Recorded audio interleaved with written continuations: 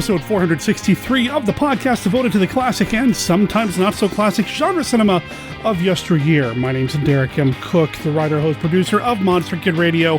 Welcome to the show, and welcome to the song Toro Star from the band Alvino and the Dwells. It could also be Albino and the Dwells. Either way, it's from their self-titled album, Albino and the Dwells, and you can find them at albinoandthedwells.bandcamp.com and check them out when you're done listening to this episode of Monster Kid Radio. They're a surf band based out of San Diego, California, and they gave us permission to play their music here on the episode. You'll hear the song in its entirety at the end of the episode, but there's a lot to get through, a lot to get to before we get to that point. It is March, and while the NCAA did cancel its... Okay, I'm not even going to pretend that I understand sports ball, basketball, college. There's a bracket, isn't there? Well, last year, to coincide with that, we did a Monster Madness thing, and we're doing it again this year. Steve Turek is shepherding this through Monster Kid Radio once again, and last year, when he was meeting with Ron Adams at a convention, it wasn't Monster Bash, it was a different con, he and Ron sat down and broke down the ballot. What's the ballot going to be? Well, you're just going to have to listen to that segment with Steve and Ron to find out. Also in this episode, though, you know I can't let an episode go without talking about a movie, and we've got a new person we are welcoming to Monster Kid Radio. We're talking with author Nicole Cushing. She is an award-winning author, and she was incredibly patient with me as I kind of screwed up the schedule, and we finally met up and recorded and talked about the 1932 film, The Old Dark House. And of course, you know, the conversation kind of goes all over the place, but that's kind of what you're here for, right? To hear a couple of monster kids talking about some of their favorite monster movies. And The Old Dark House, man, if you have not seen it, if you've only seen the Hammer version, or you've not seen it at all, you are missing out. That is coming up. It will be preceded, however, by Kenny's look at Famous Monsters of Filmland, because The Old Dark House did get some significant coverage in that iconic magazine. We have one tiny bit of feedback to go through as well, and before we get to the rest of the show, I just want to take a second to get serious here. I don't talk politics here on the show, and I'm not going to start doing that now, and I try not to talk politics online as well, but I think what everybody is dealing with right now with the coronavirus, with COVID-19, it goes beyond politics, it goes beyond party lines, it goes beyond everything. Please take it seriously. You guys and gals who know me know that my wife has several autoimmune diseases, and this hits really close to home for me. My sister-in-law, her sister, who did appear on the show once, I believe, or maybe that was on Mail Order Zombie. Anyway, her sister also has some autoimmune issues, and it's kind of scary. This whole thing right now is pretty terrifying. So please, even if you are young and healthy and feel like this isn't going to affect you, understand that you could carry it to somebody who can be affected by it, and in some cases, it could even be deadly. So please take care of yourself, follow the CDC guidelines, and wash your hands, man. Seriously, social distancing and all of that. And speaking of social distancing, if we can kind of get back into the Monster Kid swing of things, Social Distance Saturday will be happening this Saturday. What is that? Well, it is another meetup on Twitch. We're going to be doing another run of movies on Twitch, on Monster Kid Radio's Twitch channel at twitch.tv/Monster Kid Radio. I'll make sure there's a link in the show notes. Also, if you follow me personally on Facebook or Twitter, I'll be talking about it there as well. I'm going to be starting movies at 1 p.m. Pacific this Saturday. And for those of you who are listening to this show in the far future, that would be March 21st, so it's probably already happened if you're listening to this. Anyway, I'm really looking forward to this. We did kind of an impromptu meetup through Twitch last weekend with a bunch of stop-motion films, and that was a lot of fun. This time around, we're kind of prepping for it a little bit more. I've got some unique movies and TV shows I'm going to be showing all bloody day. I don't know how long it's going to go, but it's going to go pretty late. Even if you can't be there at 1 o'clock, or if you need to check out to go watch Svengoolie because it's on Saturday and then come back in, I'd love to have you. And the nice thing about Twitch is that there's a chat window, so there will be some conversations happening with people, with me and other viewers of the film. I've got some treats in mind, some surprises, and you know, I don't want to tell you about it just yet because they haven't all come together, but it is looking to be a really good time, and I hope to see you then. You know what? Let's move on. Let's get to the rest of the episode right about now.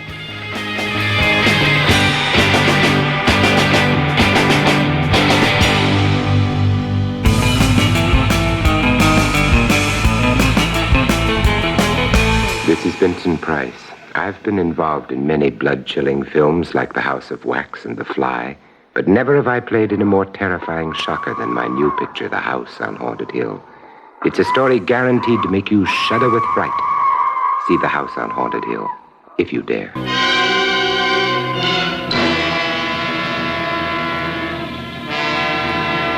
Queen of Blood. A tantalizing, mystifying enigma.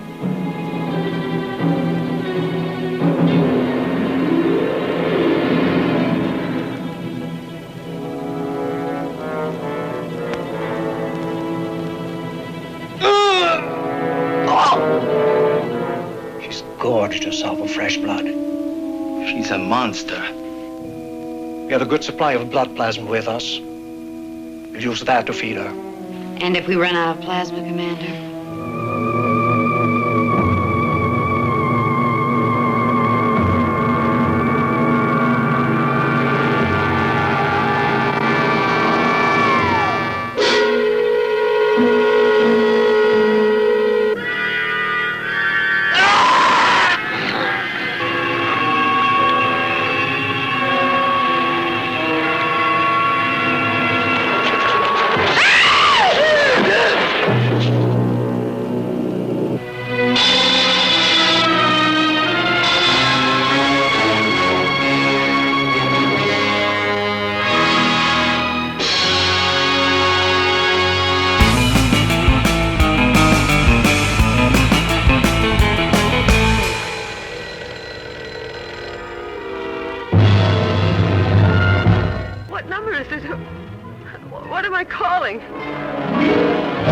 Received some feedback through Facebook from Alistair Hughes. He is the man behind the incredible book Info Gothic.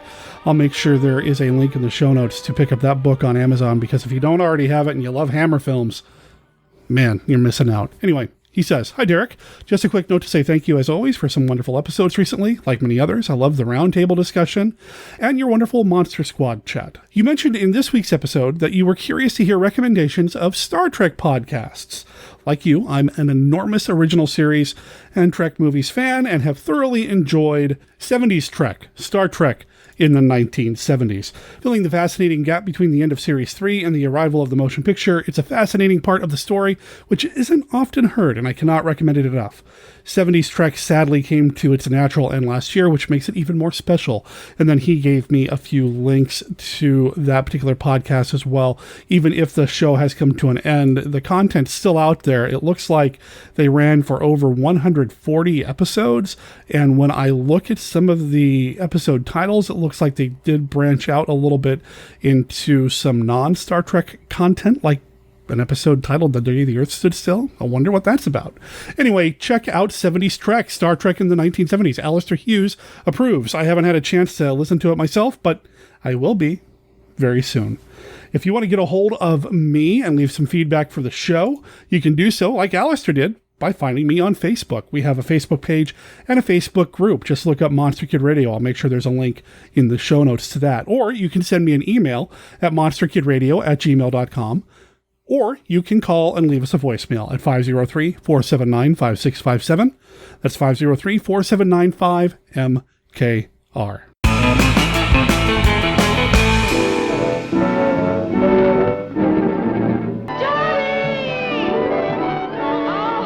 Nighttide, with its boundless power, ties these two together in a love tainted by strange, sinister terror. The siren song of the sea, pulsating like a bongo beat, calling, driving the sea people.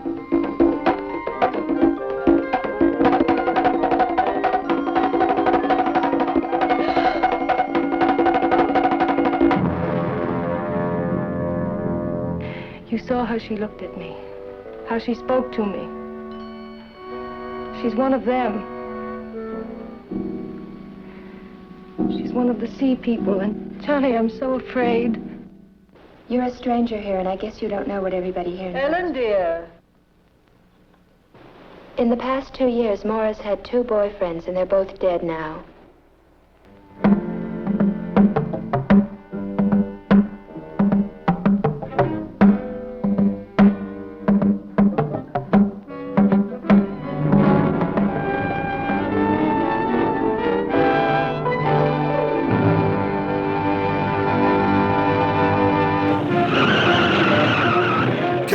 back to MKR soon, Dr. Tongue's vintage world of monster collectibles.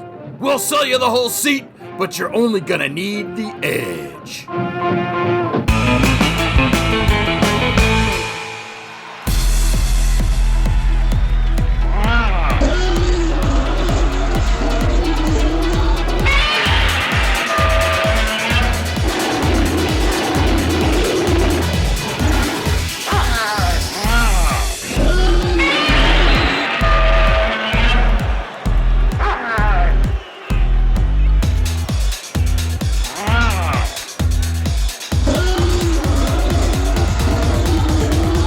Hello, everybody. This is Steve Turek, the roving Monster Kid Radio reporter, and I'm here at the Mid-Atlantic Nostalgia Convention with a legend of the Monster Bash. Oh, brother. Yes, Ron Adams, who's come down to Hunt Valley, Maryland to sell his wares at the Mid-Atlantic Nostalgia Convention. And, of course, anytime you're around Ron, you talk about monster movies. And we have this tournament coming up where we're going to be doing 32 monster movies that the general public doesn't feel are that good, but we know are actually good movies. And of course, even out of these 32 movies, there's going to be a movie that Ron and I will talk about that we might not really like, but we know somebody liked it because it made the list. And I got these movies from people at this past year's Monster Bash in June of 2019. And I asked everybody, give me some movies with those parameters. They're prior to 1968, and I got like 50 of them, and I randomly seeded the 32 slots, and Ron's going to go through with me, and we're going to break down, because Ron's probably one of the few people I know that's seen every one of these movies and can talk about them off the cuff. Ron Adams, how you doing today? All right. Great, Steve. Thanks for letting me do this. It's fun. I like talking old monster movies. We're going to be going through 32 different movies, and it's just like we did before. And we're going to have movie against a movie, and basically we're asking you to vote for your favorite, not which one you think is your best. I don't think we have to worry about most of these movies being considered on a best of list. Just something that you like to watch, right? Exactly. Yeah. And whatever movies advance on, we'll eventually get to the final four and the final one. This ought to be an interesting list. So we're going to start off with the East. We have 8 movies there, and the seating is not really set up by anything special. We just randomize the seating. So don't think like number 1 is actually a number 1 or number 8's a number 8. It's just a way to have them so we can keep track for the tournament. But Ron, in the first matchup in the East, we have the number 1 Creeping Terror versus Manos, The Hands of Fate. Double ooh. And Ron, what I'm asking you to do is, who do you want to win, and who do you think the Monster Kid Radio listeners are going to vote for? Okay, all right. You know, this really, as far as who I think will win, is a toss-up. As far as for me being a fun bad movie, Creeping Terror is actually fun. Bad, but fun. Manos Hand of Fate, I have a hard time with that. And it kind of goes back to my old thing of movies can be bad and I'll still like them, and low budget and I'll still like them, but boring is the killer for me. That's why I would go with Creeping Terror, because Manos is just boring. But I think it's a toss-up because Manos has gotten a lot of popularity because of Mystery Science Theater. I mean, Creeping Terror, they did that too, but Manos is really known, really branded with Mystery Science Theater, and that might help it, but I say Creeping Terror. So right off the bat, we got a nice matchup for everybody to go crazy with. And there are some crazy matchups coming up. Personally, I'm going to pick the Creeping Terror because I told this to Ron earlier. When I was 4, maybe 5 years old, still living up near Erie, Pennsylvania, my mom and I were watching this movie on the TV, and I never knew the title of it. And all of a sudden, these people were getting attacked and eaten by the monster. And I was like, oh, my God, Mom, this is scary. And my mom goes, son, it's just a carpet being pulled over them. And I said, I can't watch anymore. And I never watched it. And I'm still scarred from that childhood memory. And I've yet to see the whole thing. But if a movie can scare me that bad when I was like 4-ish years old, I'm going to give it the pass for my vote and move it on. All right. Now, here's an interesting matchup. We have Jesse James meets Frankenstein's daughter versus Billy the Kid versus Dracula. Monster Kids Go West. Yes. All right. This one, my personal pick would be Billy the Kid versus Dracula. You got Carradine, and he's actually, with all the crazy wide-eyed mug shots he does. It's great. I really like it. Of course, the general public would think it's just trash, but I really like it. Jesse James meets Frankenstein's daughter. I like it too, but I think Billy the Kid's got the win on this. And I agree with you too, John Carradine. That makes me want to watch the movie all the time. I actually own both of them, as every Monster Kid radio fan I'm sure does. Yeah. Now we have an interesting matchup of two movies I have not seen yet, and I will see. So I'm going to defer to Ron on this one. We have The Horror of Party Beach, and it's going against Ega. It's okay. Well, Horror of Party Beach is, you got a bunch of gillmen, and for some reason the suits that have it looks like they're eating hot dogs. I don't know why, but interestingly, it seems goofy, and it is goofy, but there are scenes in it that are actually kind of graphically gruesome for the time. I mean, you actually see blood running down girls' legs when they're attacked. But it's fun. There's lots of music. I mean, it's got great music in it. And then Ega.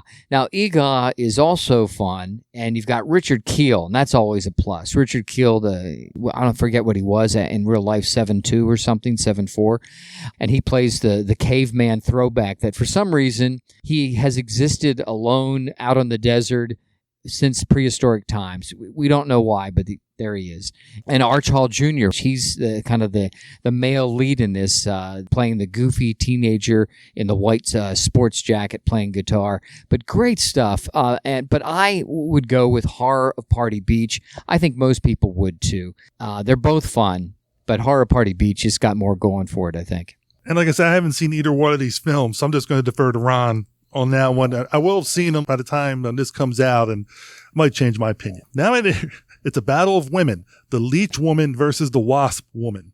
All righty, we go to Leeches and Wasp, the female variety. Leech Woman, Universal, is a lot of fun, and you got a very vindictive woman who has to stay young by jabbing people with this ring. And The Wasp Woman, on the other hand, is not a major studio. It was a Roger Corman product. And this one, believe it or not, what I would go with is the lesser of the studios. I would actually go for The Wasp Woman on this, actually, because I think with very little budget and just very creative shots, photography-wise, Roger Corman made it scary. When I saw it when I was really young on Channel 11 out of New York, it was scary. It's a scary little low-budget movie. And, of course, as Steve's mentioned, the general public probably don't even consider these movies, but we do, of course. And I think The Wasp Woman wins over the Leech Woman in this one. And I'm going to agree with you. I've seen both of these, and I really like the Wasp Woman too. Now, before we move into other brackets, we're going to continue on the East until we get down to one movie left. So we have The Creeping Terror versus Billy the Kid versus Dracula. Okay, well, I go for Billy the Kid versus Dracula. My reasoning is The Creeping Terror is fun. It's got the carpet monster, and it's not as boring as Manos Hand of Fate, but it still does have some boring segments. Billy the Kid versus Dracula, I don't think is boring. At least personally, I don't. I go for Billy. Billy winning over the carpet monster. I love Westerns. I love Billy the Kid. And like I said, I've never seen The Creeping Terror all the way through. So I have to now go with a movie I enjoy and I've seen all the way through. And I'm going to go with Billy the Kid also. But of course, who knows what the listeners are going to do? Now we have the Horror of Party Beach is up against The Wasp Woman. Okay, I am going to go with Horror of Party Beach on this one. Hot dogs and all. Just because you've got a lot of monsters. They're creepy-looking gillmen, and you've got that great music, that crazy band, and I think it just wins hands down over Wasp Woman in this particular case. So, Horror Party Beach for me. I'm going to go with Wasp Woman because, again, I've never seen the Horror Party Beach, so I can't pick a movie I've never seen. But, like I said, I might change my mind. Now, who's going to come out of the East, Ron? Is it going to be Billy the Kid versus Dracula or The Horror of Party Beach? Wow. This actually is tough for me because they're both movies I like a lot.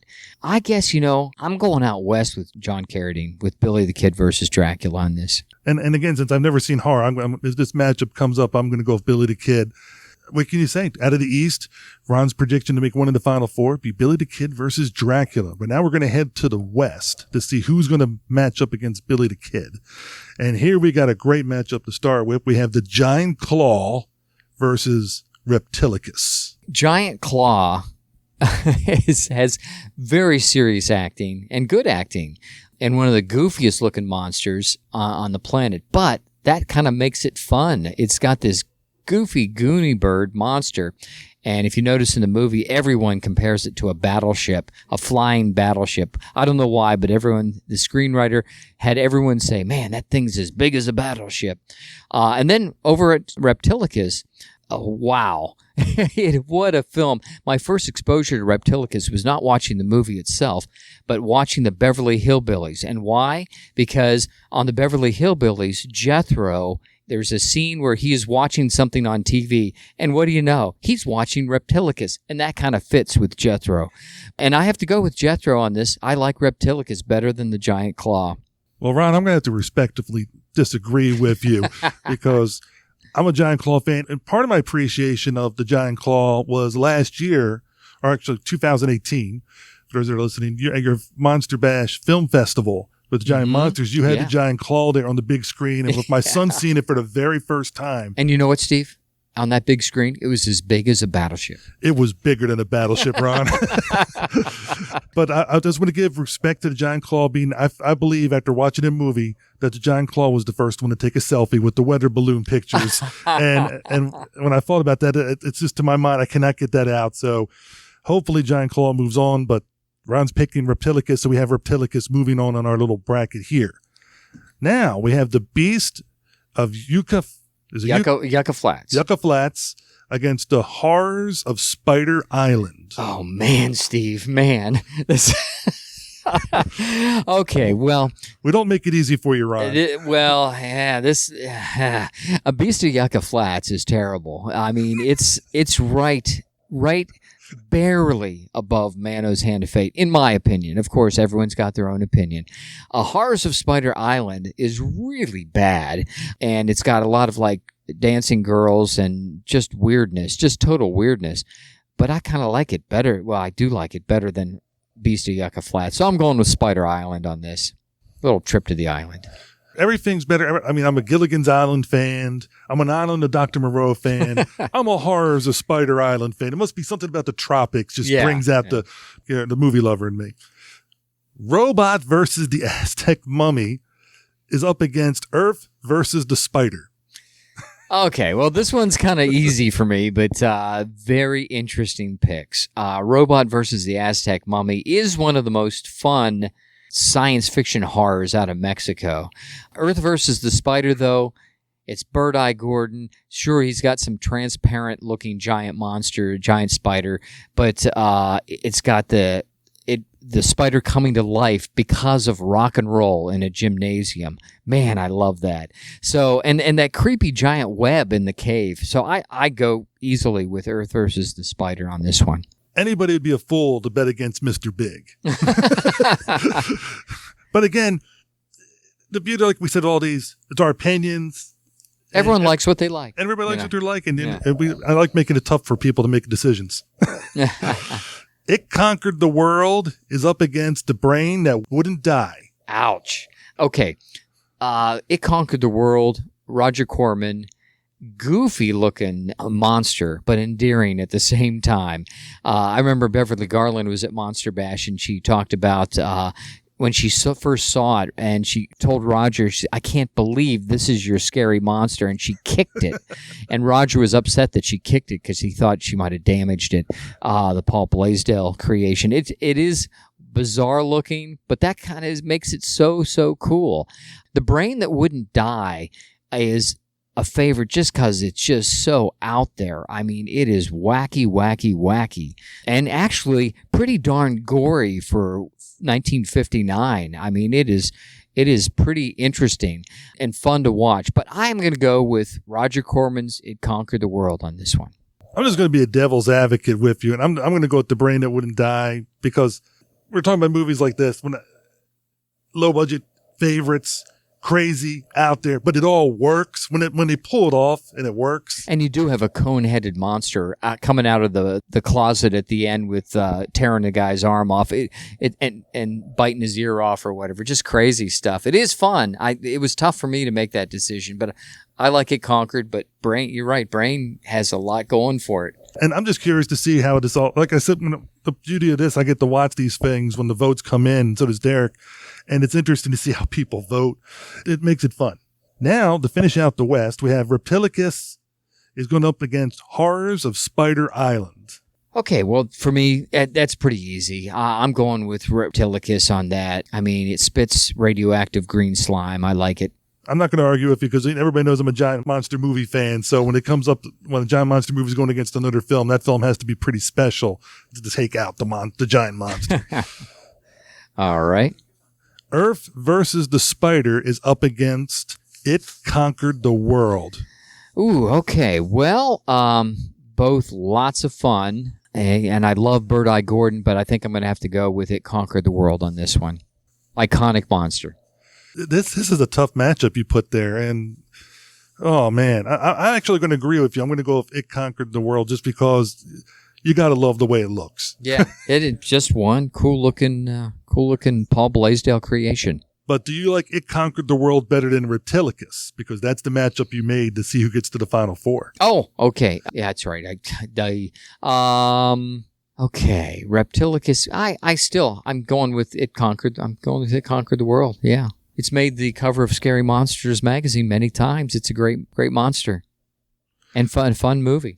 And Beverly Garland. You just sold me there with the last part. I was trying to, like I said, it takes a special movie to take out a giant monster movie, and I think It Conquered the World is that special movie for me. And we have our Final Four, two of the Final Four. We have Billy the Kid versus Dracula and It Conquered the World. But before we decide who's going to win in that two, let's get the other two in the Final Four here.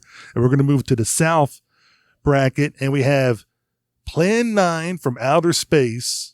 And it's going against Santa Claus.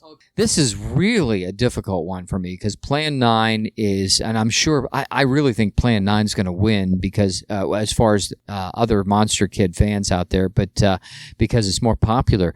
But Santa Claus I saw as a kid is a matinee, and this is the Mexican movie where it's kind of like Santa Claus meets the devil. And it scarred me for life as my mother left me in the theater to watch it alone. I was about 6 years old for this matinee, and she had no idea. She thought she was leaving me for like a Disney kind of movie, and this thing is like about as far from that as you can get, and I loved it. And so personally, I'm going for Santa Claus. I think most people would go for Plan 9, but I personally just love Santa Claus, the Mexican movie. This is a tough matchup. It is very tough, and I'm going to go Santa Claus too because I saw Santa Claus here at the Mid-Atlantic Nostalgia Convention back-to-back days. So I have Santa Claus on the mind. I'm going with Santa Claus. Okay. The Crawling Eye is up against Attack of the Eye Creatures. Oh man. We don't think the randomization hit with a little theme on that one. This actually is very easy. Attack of the Eye Creatures or the Eye Creatures is just a really low budget remake of It Conquered the World. It just is dull in my personal thoughts, but The Crawling Eye rocks. I love The Crawling Eye, Forrest Tucker, The Mist, just everything about it. Crawling Eye is a rockin' movie, so I go for Crawling Eye. And I agree with you. Forrest Tucker, I always enjoyed him and F Troop and other movies that he's done with The Abominable Snowman, and those kind of things. So I'm going to go with The Crawling Eye with Forrest Tucker. All right. Now you have Dinosaurus versus Gamera the Giant Monster. Okay, now I'm guessing, think that it was released in America as Gamera the Invincible. You're talking the first Gamera, right? The 1965 one. Yep, okay. Yep. I saw that in the theater, and it's black and white. And I did even as a kid think that's kind of odd that it's black and white, but it was low budget. But Dinosaurus is great. It's made by the same guy that made The Blob, and Irving Yeaworth, and I really love Dinosaurus. So I am going to go with Dinosaurus, even though I really like Gamera too. I like Gamera, but these first few Gamera movies, they didn't come out of the gates running. Let's put it that way. And is Dinosaurs, if I remember, is that the one with the caveman and the little kid and the brontosaurus and the tyrannosaurus that are released from the ice and the steam shovel? That's what I was asking and about. the tyrannosaurus. It's like a battle of the giants. Because you showed that, I think, was it last year's? The 2018 Chris Monster Yeaworth was the son of the director, was there to introduce it and talk about it. Yeah. Yes, I'm going with Dinosaurus because it's got a lot of stuff in it. I mean, it's just awesome with dinosaurs. I mean, the more dinosaurs, the better. Yeah, and monster kids can. If you were a kid seeing that, you could relate with this kid that liked the dinosaurs. Pretty neat. Bride of the Monster versus Queen of Outer Space. Yikes. Okay, well, Queen of Outer Space it's in color. It's real crazy 50s sci-fi. And Bride of the Monster is kind of tacky and black and white, but I like it. It's got Bela Lugosi, Ed Wood made it, and I think it really is Ed Wood's best movie, if you can say such a thing. I think it is. It's really fun. So Bride of the Monster for me. And I'm agreeing with you for the same reasons. I feel it was Bela's last good role, where he was able to perform and bring everything there and that kind of stuff. And I just enjoy it. It's always fun. It always brings a smile to my face to watch Bride of the Monster. Yeah. All right. Now, to finish out the South, we have Santa Claus is going against The Crawling Eye. Wow, this is really tough for me because, as I mentioned, I have such sentimental value in the Santa Claus, Mexican Santa Claus movie. But The Crawling Eye, if I have to really pick, it's very close, but I'm going to go with The Crawling Eye. But that's really close. And I'm going to agree with you, too, with The Crawling Eye. I mean, you and I are pretty much in agreement on most of these things. So I guess that's why I buy so many movies from you, because they're like-minded. Dinosaurs against Bride of the Monster. Well, I am gonna have to default to the away from Bela on this one and go with the Dinosaurus because it's fun. It's totally fun from start to finish. You got giant monsters. You got a caveman. And the kid riding the brontosaurus. It's great stuff for monster kids. If anybody hasn't seen this movie, see it. It is a fun movie to watch. But now you have Dinosaurus against The Crawling Eye. That's bizarre to think about, actually. In a real matchup, it would be pretty quick. Yeah, if I'm sitting down and think, okay, who's going to win? Which movie am I going to watch? I actually think, oh boy, this is actually the most difficult yet, Steve. I think I'm going to go with Dinosaurs, but it is really, really close for me. It's a coin flip. This is a coin flip. And when I go to vote, when Derek puts this thing up, it's literally, I could tell you right now, I'd vote for Dinosaurs, or I'd vote for The Crawling Eye, and I'm probably going to change my mind when it comes there. I'm sure Ron, it sounds like he's so close that he might. Oh, yeah, absolutely. He might actually vote different than what he just told everybody. That's true. So the North, the final bracket, Robot Monster is up against Devil Bat. Well, Robot Monster, everybody knows, and in the classic line, I must recalculate. And who doesn't love seeing a gorilla suit with a fishbowl on its head? And Devil Bat is one of Lugosi's just greatest low budget films. I mean, Dr. Carruthers and the bats and him getting revenge on his employers. I am actually going with Devil Bat on this. As popular as Robot Monster is, I personally am going with Devil Bat. The Robot Monster, that was filmed in 3D, right? Yes, it was, but and I think very few people have ever seen it in 3D. That'd be one of the films I would love to see. It would be really cool. I'd love to as well. This is a tough match. This is for me. Oh man, I'm going to go just be devil's advocate and go with Robot Monster just because whoever came up with that costume, they were crazy, and somehow it works. And did it really happen, or was it all a dream? Yes, was it? Who knows? Teenagers from Space is up against Frankenstein Conquers the World. Wow. There are a lot of Toho fans out there, and me being one of them. And I saw Frankenstein Conquers the World very young when I saw it, and I loved it. And Teenagers from Outer Space is just fun. And I'm probably going way against the grain here, but I'm going with Teenagers from Outer Space solely for the 10-second scene where someone ray guns a dog and it falls over as a skeleton. It was just so weird. I just couldn't believe what I was watching. I'm like, what a bizarre effect. This alien is ray gunning this happy little dog, and then plunk, it falls over and it's a total skeleton. Just thought that was like the weirdest thing I'd ever seen. And the whole movie is actually pretty fun and actually kind of intelligent at times. And this is going to come no shock to anybody that knows me that's listening to Derek's podcast. Frankenstein Conquers the World. I'm a Toho fan, and it's crazy. It's out there. It's fun, and it led to an awesome sequel. That's true. Oh, I love the sequel. Yeah, War of the Gargantuans. Yes. This is an interesting matchup. Navy versus the Night Monsters is up against Monster of Piedros Blancos. Okay. Navy versus the Night Monsters. I had heard that title for years when I was a kid, and I didn't get to see it till I was a little older. And boy, did I regret that. No, regret seeing it. Not wondering what. It's rough. It's rough. It's plants, and it's nothing like Day of the Triffids, which I really enjoy as far as plants that are a threat. Monster of Piedras Blancas is one nasty monster. This is the Gill Man gone bad, real bad. And I love that movie, so I go with Monster of Piedras Blancas. And I'm agreeing with him. I'm going with the monster, too, because it's like the Gill Man's evil cousin. Yes, yeah, absolutely. That's it. And you got to love it. The Killer Shrews is up against Godzilla Raids Again.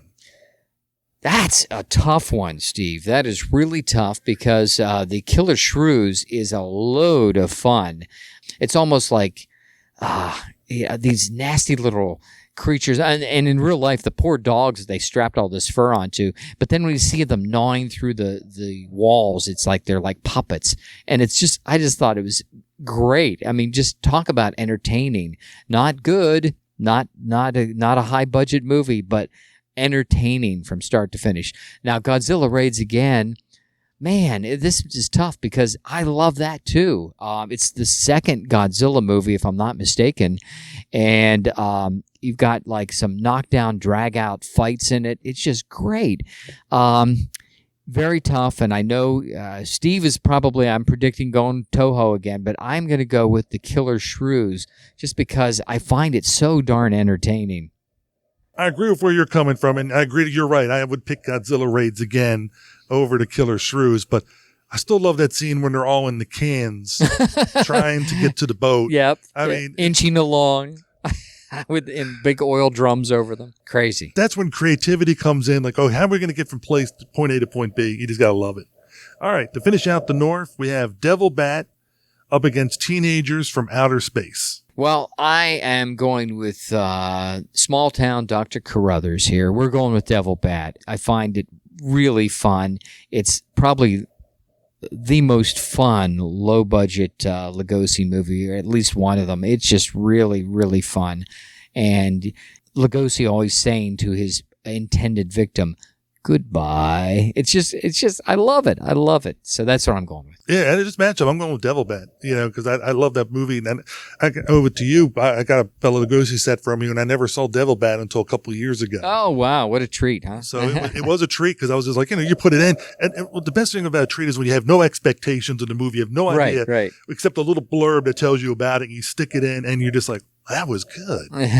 And I'm surprised more people don't know about it. My buddy Mike Adams mentioned, a lot of people might not know this, in the Devil Bat, the reporter that's in that, his boss, who's always yelling at him and firing him, is actually the real voice. It wasn't Mel Blanc. It was this guy, I forget the actor's name, it was Elmer Fudd's voice in all the Warner Brothers cartoons. And once you know that and you watch Devil Bat again, you'll never not see Elmer Fudd behind the desk yelling at those guys.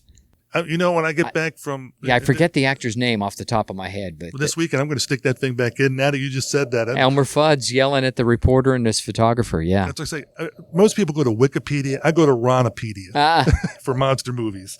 All right. Monster of Piedras Blancas is up against the Killer Shrews. Okay, for me, it's that Monster of Piedras Blancas, the lighthouse, the monster, he's ripping the heads off of people. Oh my gosh, he's a nasty monster and a cool looking monster too. I'm not going to disagree with you. I mean, comparing these two, that one is more of a favorite to me. Now you've backed yourself into a corner. You got the Devil Bat and the Monster of Pedras Blancas. This is tough. Who's going to get to the final four? Well, man, I think I'm going to go with Monster of Piedras Blancas. I think if I had to see who's going to be the winner to watch tonight, I think it would be the Monster of Piedras Blancas. Look, Derek, a creature from a different lagoon actually made it to the final four, might actually win a tournament. But let's see now. So we got our final four. So the East is going to be the representative is going to be playing the West. So we got Billy the Kid versus Dracula up against It Conquered the World. Who gets to the final matchup? Wow. This actually is getting tougher and tougher and tougher. I am going to go with It Conquered the World on this. As much as I like Billy the Kid versus Dracula. I know when people say this, and we've had a lot of feedback from listeners, like, when you do these things, it drives us nuts because we got to pick between one favorite and another favorite. And I think when it comes down to it, as what Ron said earlier, is like, which one do you feel like watching now? Yeah. And right now, I feel like watching It. Yeah. Yeah. Maybe it's because there's a movie called It Chapter 2 out in the theaters, and it's calling to me. All right, now, who's going to go against It Conquered the World? Is it going to be The Crawling Eye? I'm sorry, not Crawling, Dinosaurus. Or is it going to be Monster of Pedras Blancas? Dinosaurus or the Monster? Well, I'm going with Monster of Piedras Blancas. Shoot him up another ranking here. All right. Yeah. This is your final matchup to decide who wins it all. According to Ron, would it be It Conquered the World or the Monster of Pedras Blancas? Well, I'm going with it, going all the way with the gruesome gill man, Monster of Piedras Blancas. I really can't argue. I mean, I'm interested to see what you, the listeners of Monster Kid Radio, come up with, because we know what Ron would want to go in for this list. We'd go with Monster of Pedras Blancas, and I'm sure Ron's going to be curious to see how much similar or difference he is compared to. But a lot of these are so close; it could have gone either way with me. A lot of the pathway here, it could have gone either way. And Ron, when he votes down the, he might not actually vote Monster all the way down the end. He might vote different, like he said, on some of those different paths. And listeners looking to see a lot of these films, you know, there are a lot of places you can go to and look them up and that kind of stuff. But don't forget, give Ron a chance to plug. I got a lot of movies from the Creepy Classics. And, feel free to, look and see Ron's DVD, Blu-ray thing and see if those movies there. I'm sure Ron's got a lot of these. I don't know if he has all of them available. Yeah, probably. Yeah. Except maybe Frankenstein Conquers the World, I think might be out of print at this point, but, most everything. But, I'm thinking back now, Crawling Eye, I should have given it more love. And stay tuned, because in 2 days, the ballot for you to vote for the first round will be available on our website at monsterkidradio.net.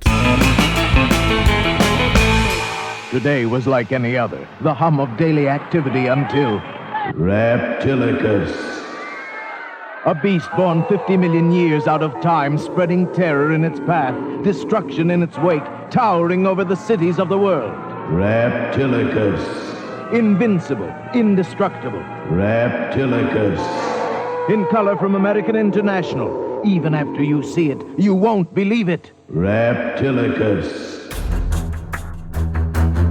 Vampires, werewolves, zombies. Yes, these things are real. But fortunately for those of us who can afford him, so is Mark Temple. And he's good. Real good. He's a former FBI agent turned freelancer with the knowledge and skills to eliminate your monster problems. And his rates are negotiable. Monster Hunter for Hire, the first volume of the Supernatural Solutions, the Mark Temple Case Files, is now available in both ebook and paperback. Go to tinyurl.com/monsterhuntertemple to buy your copy of Derek M. Cook's latest book. Read about Mark Temple, the experienced professional now available to rid you of your supernatural, ghoulish, and monstrous pests. That's tinyurl.com/monsterhuntertemple. And don't worry, Mark Temple is discreet.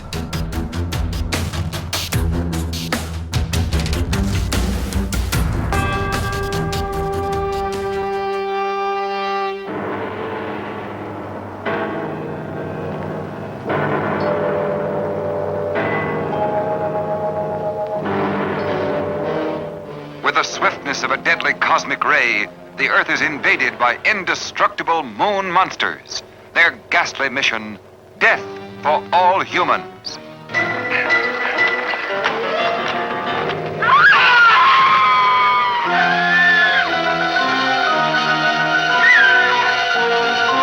What astounding technical developments are being made to protect mankind?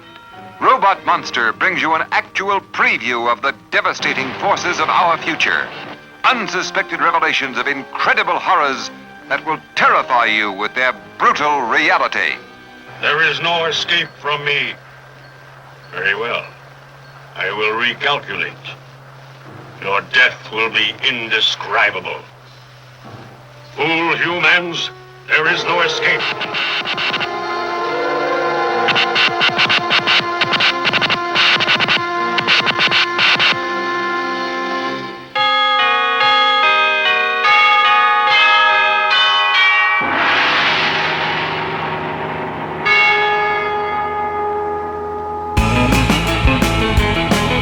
Hello there, Monster Kid Radio heads. This is Kenny with a look at Famous Monsters of Filmland.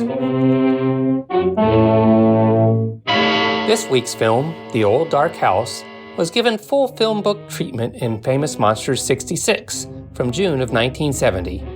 It was a 12-page article with 17 photos. It was also featured on the cover with a beautiful Basil Gogol's painting of Gloria Stewart looking frightened as a creepy hand touches her shoulder. The article begins with this.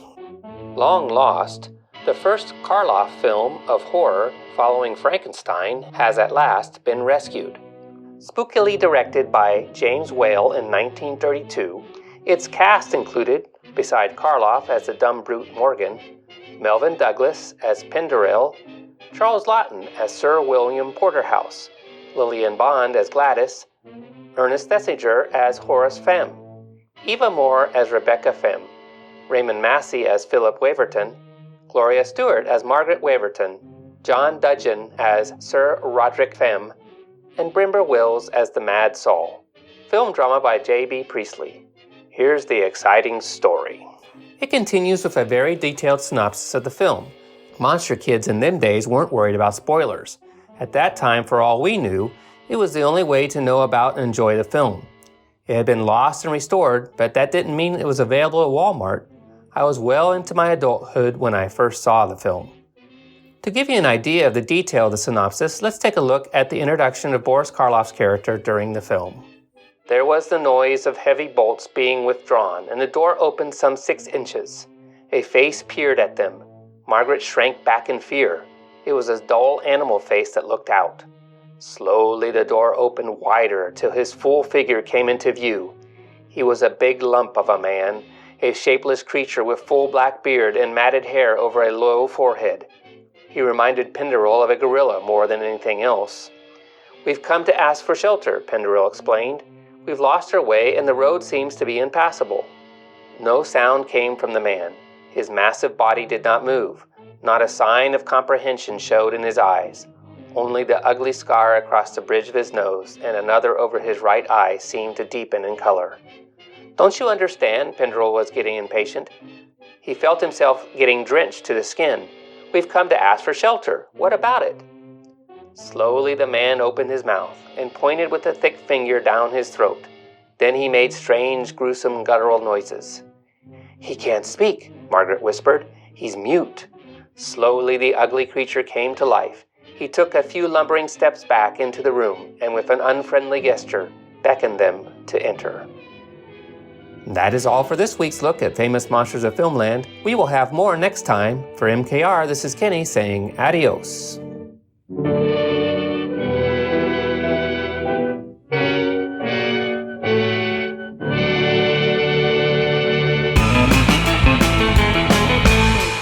Famous Monsters of Hollywood magazine names it Shock Award winner, the Monster of Piedras Blancas. The Monster of Piedras Blancas, the world's most shocking monster, stalks its unsuspecting prey, feasts its eyes on the next victim to writhe in its slimy arms. The screen's most nightmarish beast,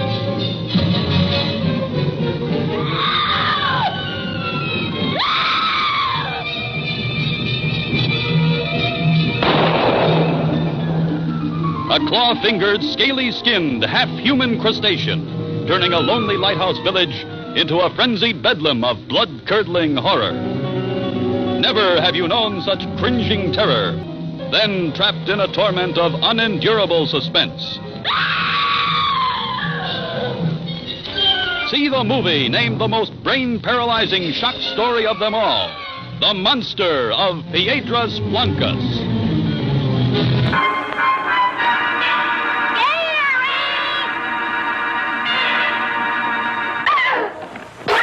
Horrors of Spider Island.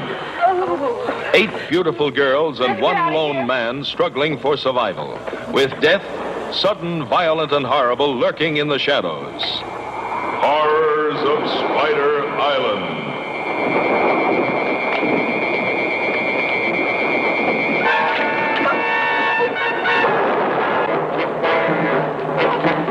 Out of the night came a fate worse than death. A man's mind twisted, his brain poisoned, with an uncontrollable lust to kill.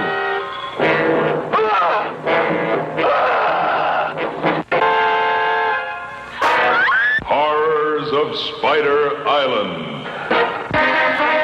A tale of terror that will leave you limp. So hideous and shocking, you won't believe your eyes. His hunger for victims was never satisfied.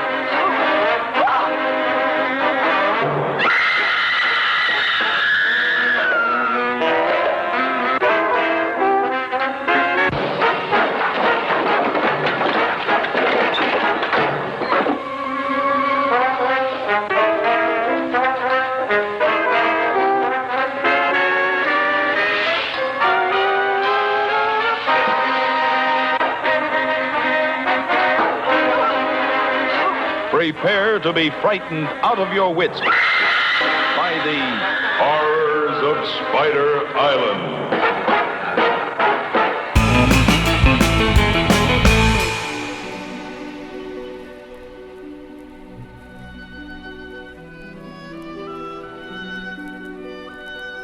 This is Count Dracula, and I'm here to offer you a friendly warning.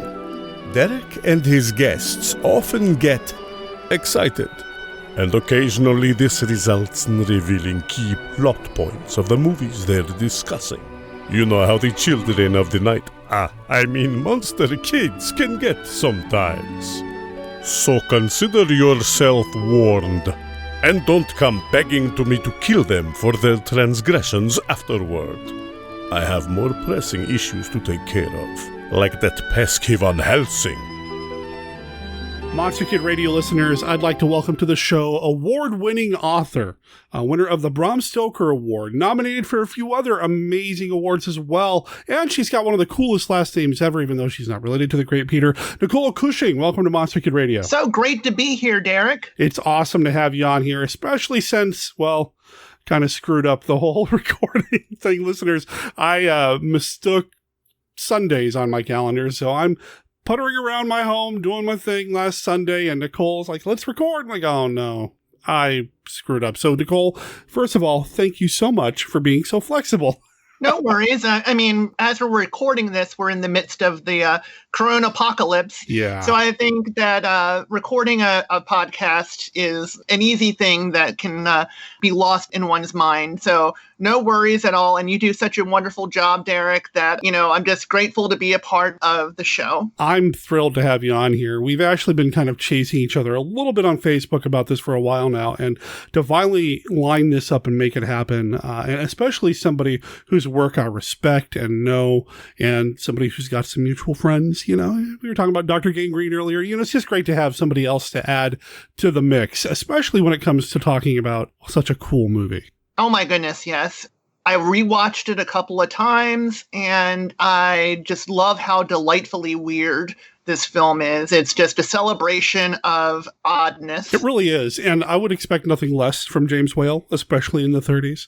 Just the guy was a master of his craft, and he knew how to work just enough quirk into what he was doing to give it that edge. Yes, and sometimes quite a bit of quirk. Yeah, I love any kind of tale of hereditary madness, and that's one of the things I really appreciate about this film. The family that is creepy and kooky, to borrow a phrase from the Addams Family.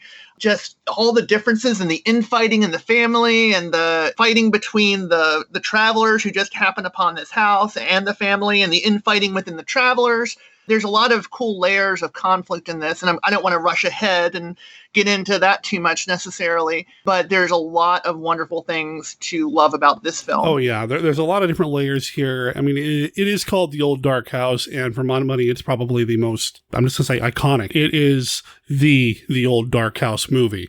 This is a trope that has been used before and many times since, but this is it. This is the pinnacle for me. I think so, too. But like you said, we don't want to get too far ahead because you've been listening to the show. You know there's something we got to do first. Oh, yeah. Before we dive into discussing the movie, we've got to play a round of the Classic Five. The Classic Five! For listeners who don't know, the Classic Five is a game that we play with everybody that comes on the show. And basically what it is a card game. I've got a deck of cards here. Each one of these cards says this or that. Which movie do you prefer style question? There are no wrong answers. It's just a way to get a couple of monster kids talking or keep them talking. Nicole, are you ready to play the Classic Five? I'm as ready as I'll ever be. All right, here we go. Okay. I did not do this on purpose. It's something about the Classic Five. The cards know they pick the best questions to start with, or at least throw in the mix. Nicole, what Peter Cushing role could have or should have been played by Christopher Lee? Ooh, I'm thinking, gosh, I would love to see Christopher Lee as a vampire hunter. Oh, that'd be so cool. He's so athletic. And I'm thinking about that performance of Peter Cushing in Brides of Dracula as the vampire hunter, where he's like, he takes the cross and he like basically brands himself with the cross to take away the vampire bite and the whole thing with the windmill and flames and everything. Can you imagine like Christopher Lee at that height and everything? I mean, Peter Cushing did a wonderful job doing a swashbuckling at times sort of vampire hunter and balancing that with an intellectual vampire hunter who was a scientist, but also somebody who could swing into action. But I like the idea of like Christopher Lee as a vampire hunter. And in that film, he could have done it because he was not playing the vampire. Yeah, and so I can imagine like him hammering home the stake in someone's heart. No pun intended. Hammering home hammering. I just got the pun now. Hammering home the stake. Coffee. I need more coffee. Yeah, imagine that, and just imagine him. He has the brains to pull off the more intellectual part of the role. So I would love to see him destroying vampires, much in the way apparently he, during his World War II. He's alleged to have been like a Nazi hunter, like someone who was kind of doing covert operations, thinking that as like the parallel where he would hunt vampires in the same way that he hunted Nazis in World War II. But yeah, I'd love to see that. When you mention Christopher Lee as like the hero, that sort of thing, I'm always drawn back to movies like The Devil Rides Out or Nothing But the Night, where Christopher Lee is the hero. And if it gets so bad that you need Christopher freaking Lee to save you, it's bad. So, so to see him as a vampire hunter would be a lot of fun, I think. So, yeah, that would have been awesome to see. All right, card number 2. In your mind, what is the most underrated classic vampire film? Oh, wow. I really like the 70s movie Vampire Circus. It doesn't rely on major stars. It just relies on a lot of weirdness, a lot of energy. I just love the oddity about it more than anything. I love the aspect of it that's centered around a plague, because in a way it's kind of like the vampires are kind of almost like a plague as well, a second plague following up on the first plague that the town is facing. And I love anything that has to do with carnivals and circuses and intermingling that with horror, because you have this whole idea of these outsiders who you really don't know that you're spending all this time with when the circus comes to town or when the carnival comes to town. I just love that film. I think it's really well written and well performed.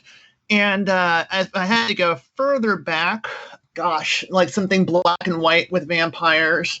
Well, I mean, Dracula's Daughter is one that I think is underappreciated. One of the things I love about it is it like follows up the logical consequences of like what happened if Van Helsing actually did stake a vampire or you know, to kill the vampire, is that he, you know, there would be like police asking questions, and it kind of picks up on that. It's very logical as a sequel to Dracula.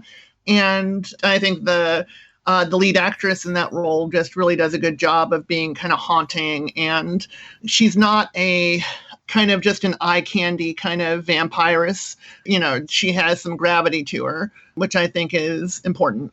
Some real depth. Yes. Yeah, that one is a particular favorite of mine. I keep going back to it. Like once a year I'll watch it. There's so much more going on than just, hey, it's a sequel. You know, there's just so many layers to that film. And like you said, it deals with the actual fallout. And that's one of the things that I miss about a lot of horror movies, classic and modern, is that the characters go through this terrible thing, and then the movie ends. I want to see the fallout. I want to see how the cops write this up in their report, you know? Yeah. In most horror movies, everyone would, you know, be traumatized afterwards, and, you know, you'd be, you know, checking your windows, and you'd be watching around the corner. I mean, the experience would resonate with you for a while. And so I think that some horror movies are able to kind of get a handle on that some, but the horror movie is there to encapsulate kind of this artificial experience where it doesn't really get into that. Yeah. But I like you, I do appreciate it when they are able to do it. All right, card number 3. We're going to go through some big bugs here. Which movie do you prefer? Tarantula or The Deadly Mantis? The Deadly Mantis. Mostly. Really? Okay. My husband and I watched that. I think it was on Svengoolie, maybe about 2 or 3 years ago. And I just remember us really enjoying it, where Tarantula isn't something I don't think I've ever even seen, possibly. So by default, by the fact that Tarantula has not even entered my consciousness yet as a film that I've watched, the Deadly Mantis wins, you know, kind of running unopposed as it is in that particular case. But plus, I mean, a spider is, you know, that's a common everyday kind of creepy animal, but a mantis, who ever thought of it like making a mantis as this sort of enemy, this foe? So, you know, just because it's a little bit off the beaten path, I'll go with the mantis. Fair enough. All right, that was what, number 3? So yeah. Number 4, assuming you like Creature from the Black Lagoon, now, other than the Gill Man, what's another really good aquatic movie monster? Oh, classic movie monster that is in water. Well, is it Dr. Eric Vornoff's octopus in which certainly gets points for fondness in the heart. That goes into like maybe the not so classic part of the program. There's that. Are there all that many actual aquatic monsters in horror films other than, well, I guess there's, you know, like, isn't Reptilicus, you know, that would be like a aquatic creature. So you'd have to say something like that. You know, if you were going to go into literary realms, we'd go into, you know, some of the elder gods and whatnot from H.P. Lovecraft. Let the record show Nicole brought up Lovecraft before I did. There you go. Yeah. Yeah. I have some Lovecraftian pictures up here in my office and everything. I'm not the biggest, hugest, most fanatical Lovecraft fan, but I definitely appreciate him. I'm trying to think of like other ones, and probably there's some listeners saying, say this, you know, because I'm just kind of blanking on aquatic creatures. But yeah, the Gill Man, what I love about the Gill Man and the Creature from the Black Lagoon is just, I root for him. I mean, it's like, I want him to he's just minding his own business, really. You know, all he wants to do is be left alone. That's another thing I like about the Invisible Man. The Invisible Man just wants to be left alone. That's like his whole thing. He just wants to go to the hotel and hang out and chill and be left alone. And because Una O'Connor can't like mind her own business, then everything goes out of whack. So, you know, I can relate to that. A lot of times I just want to be left alone.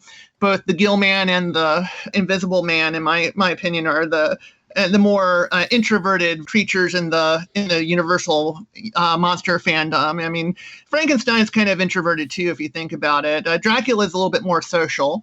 The Mummy's maybe a little bit more social because they're like driven by romance. I guess the Gill Man is driven by romance to some degree too. But Yeah, I mean, a lot of it is they just want to be alone, hang out, be undisturbed, do their little creaturely things, and people have to barge in and bug them. Practice social distancing, folks. Leave the Invisible Man alone. The Gill Man, yeah. Hey, you won me over with Bride of the Monsters, Octopus. So. Right. All right, final card. Alfred Hitchcock or William Castle? Hitchcock. Largely because, don't get me wrong, I mean, all of these are kind of like difficult dilemmas, right? It's not that I toss aside Castle out of hand. I love The House on Haunted Hill and all of that sort of thing, but there's something about the best of Hitchcock that tickles my neurons. There's a degree of suspense there that is enthralling in a way that, a William Castle film can't quite capture. I mean, Castle is a good thing to watch if you're just looking for goofy, kind of fun, relaxing kind of entertainment, where Hitchcock is something that I think really does achieve a status of art much of the time, not all of the time, but I love his film Rope. That is just completely suspenseful, completely absorbing, one of the lesser known ones, but I think really one of the better ones. And so, yeah, I'm sorry, as much as I know Castle kind of had that kind of before the time, kind of gangster rap, sort of enmity with Hitchcock, and tried to taunt Hitchcock and everything. But I really don't, I think it wasn't much of a competition, honestly. I mean, you didn't see Hitchcock answering back really at the taunts of Castle. So it was a kind of like a one-way competition. But yeah, Hitchcock was just brilliant. And Castle was fun. And we need both of them. But if I had to choose only one, I'd go with Alfred. William Castle is gangster rap. I love it. Yeah. Plus, with Alfred, you get the television shows, not just the movie. Hey, there you go. There you go. A lot of great television. Yep. All right. Well, that was the Classic Five. How do you feel? I feel like I've passed through the gauntlet. There you go. I was worried that I was going to have to answer some kind of Godzilla question, and that's not really my bag. So, I made it through unscathed. I try to do a little bit of research, and I don't ever see you post about kaiju, so I purposely left those cards aside. Oh, so, yeah. I try to do a little bit of research, So thank you so much. I really appreciate it. No problem. Well, your prize for playing and winning the class. I said there's no winners, but your prize for winning the Classic Five, you get to talk about The Old Dark House with me here on the show. And boy, what a movie. I know we started talking about it earlier, but this one is just so good and completely underrated. There's an underrated film for you. Oh, yeah, totally. Not enough people talk about it. Yeah, well, my understanding from watching some of the features on my DVD version was that this was, for many years, practically speaking, a lost film. Yeah. I guess there were some prints around in maybe the 50s or early 60s, but because the movie was remade by Columbia, the original 1932 version from Universal was put in limbo because Universal retained the rights to the original movie, but they didn't have exhibition rights to actually show it. And so we really only have our modern knowledge of this film thanks to a really dedicated friend of James Whale's, who really went to bat for asking people 3 times to search Universal's archives in New York. And apparently the first time they came back and said we couldn't find it. And then he told them to go back and look a second time. They came back without any results. And he said, go ahead and look even more for it. And the third time they found it. And I guess the first reel was damaged and there had to be a restoration, but there was no money for a restoration and Universal wasn't interested in doing a restoration. So there was a corporate donor, I think, that was involved in helping to fund the restoration. And so the fact that we have this film at all is really a dedication, or rather an indication of the dedication of one of Whale's friends to really see this through, and just a very fortunate stroke of luck, because very easily we might have not had this film to talk about. Yeah, and that was Curtis Harrington that did that, who is a filmmaker in his own right. He did some films that, I haven't talked about here on the show much, if at all. Night Tide with Dennis Hopper, which is another one of those really weird movies. Queen of Blood, and he worked with Corman a little bit with Voyage to the Prehistoric Planet. So, he's a monster kid as well, I assume, doing movies like that and being friends with James Whale, but he did so much more. And since he was the driving force behind introducing this film to the world. I mean, huge props to him. I don't know anything about him outside of, his directorial career, but this is amazing that he was able to get Universal to go and dig and find this stuff. If it's only that easy to just tell somebody to do it 3 times and they go and find it. I mean, how many lost films are there that we'd love to be able to just say, hey, just look a little harder. Yeah, just look a little bit. Yeah, London after midnight. Yeah. Just look a little bit harder. Just please, just look one more time. Yeah, and also the resilience it took, because how many of us would have heard no the first time and just kind of said, okay, well, I guess that didn't work out. But he really wanted to see it, get the audience that it deserved. Monster props to him, no pun intended, for actually doing this and making this film available to us. You touched on it a little bit. You touched on a little bit about why it got pulled from distribution, and Columbia was working with Hammer Films to release their own version of it, directed by William Castle in 1962, I believe is the year on that. And I asked you when we first started talking about this, you're not talking about that one, right? You want to talk about the 32 one. And you said you hadn't watched it yet, the Hammer one? Yeah, I had not watched the Hammer version. I still have not watched the Hammer version. Okay. I mean, I don't like to be overly negative here on the show. So I'm probably not going to say much more about Hammer's take on the Old Dark House, but it's not nearly as good. I'll just say that. Yeah. It's not nearly as good. I mean, Tom Poston is fun, I suppose. But other than that...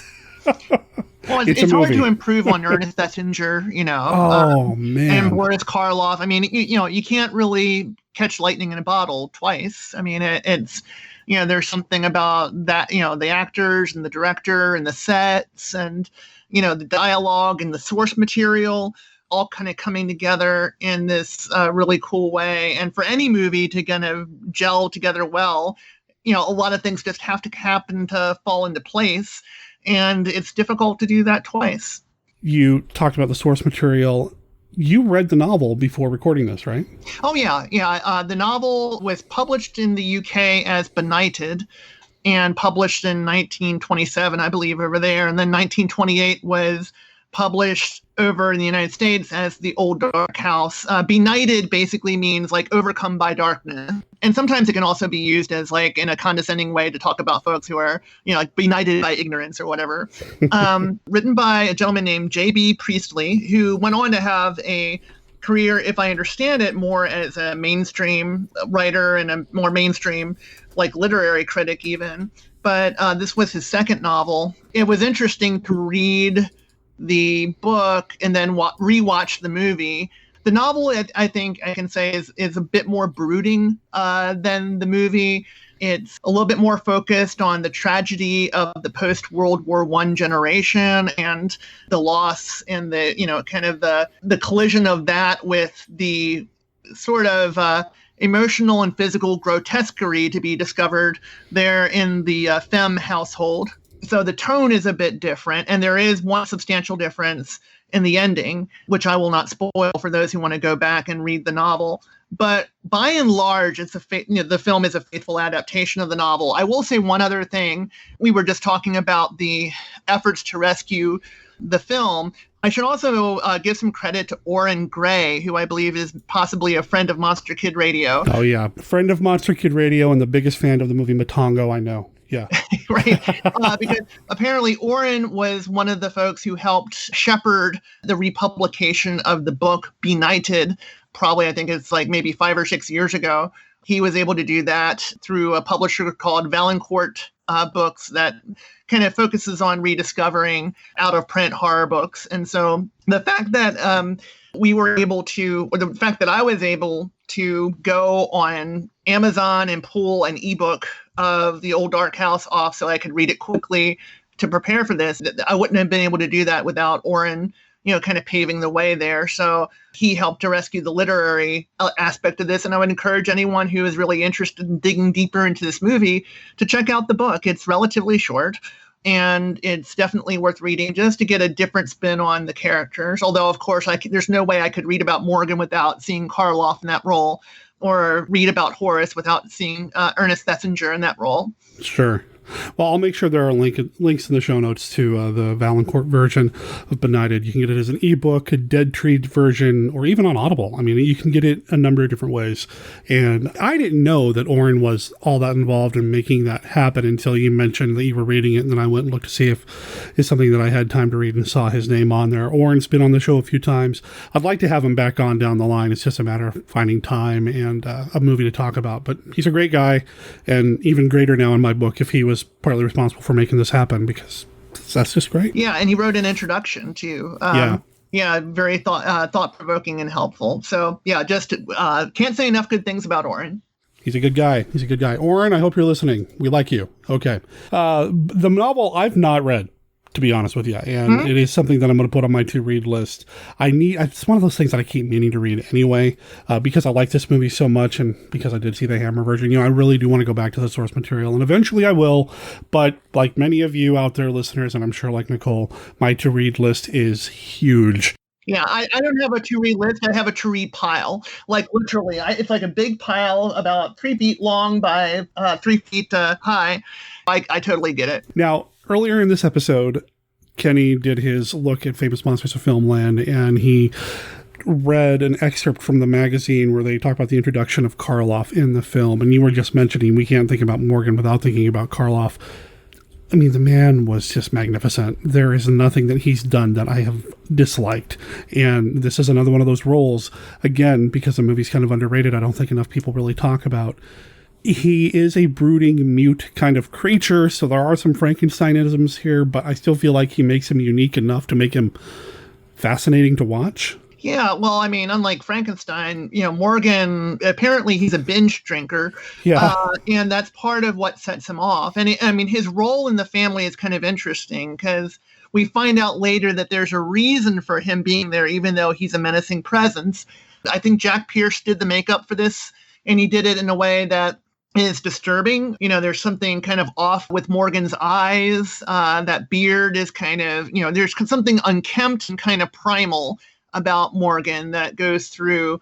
And yet also that he has a relationship with one member of the Femme household that is intriguing, just because there's one member of the household that he does have some affection for.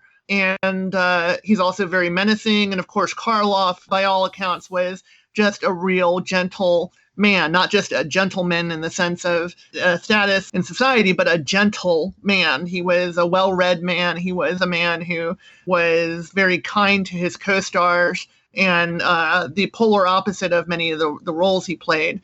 And his role here is quite menacing, quite primal, bizarre, unhinged. Yeah, it's a testament to his ability as an actor, kind of like what that little statement at the beginning of the film says, is that it's a testimony to his versatility that, they have to put a little disclaimer to say, yes, this is the same actor who played Frankenstein, because otherwise people might not believe it. I mean, I can think of no higher compliment to an actor than to have to point out to the audience that this is the same actor, because otherwise they wouldn't know. That opening title card that talks about this is the same Karloff that you saw as Frankenstein, how fascinating that is, because that's not something that was done on the regular. That Universal put that up there just speaks to what the studio must have thought of Karloff and his drawing power and his ability.